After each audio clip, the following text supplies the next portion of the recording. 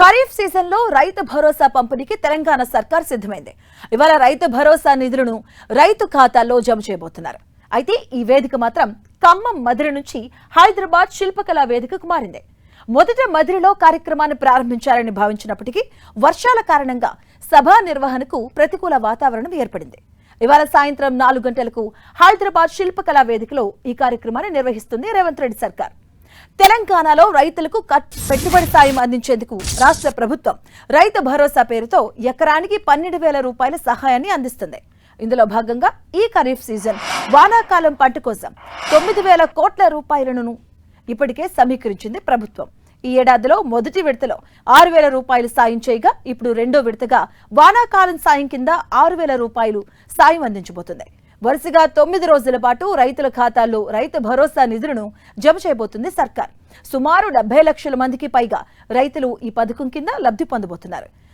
మొదట ఎకరం నుంచి మొదలుకొని 2 ఎకరాలు, 3 ఇలా 5 ఎకరాలు 9 రోజుల పాటు వరుసగా రైతు భరోసా సాయం నిధులను నేరుగా రైతుల బ్యాంకు ఖాతాల్లో జమ చేయబోతుంది ప్రభుత్వం.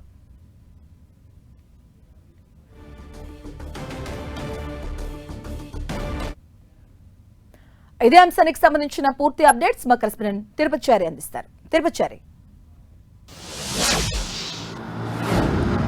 మాధవి, ప్రజాప్రభుత్వం రేవంత్ రెడ్డి నాయకత్వంలో ఏర్పడిన తర్వాత 5వసారి రైతులకు పెట్టుబడి సాయం కింద రైతు భరోసా నిధులను విడుదల చేయబోతోంది రాష్ట్ర ప్రభుత్వం. ఈ మేరకు ఏర్పాట్లు చేశారు.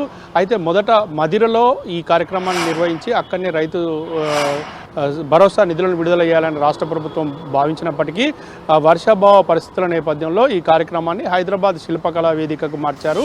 సాయంత్రం 4 గంటలకు ముఖ్యమంత్రి రేవంత్ రెడ్డి రైతు భరోసా నిధులను విడుదల చేయబోతున్నారు. మొత్తంగా రాష్ట్ర వ్యాప్తంగా 73,32,000 మందికి రైతు భరోసా నిధులు జమ కాబోతున్నాయి.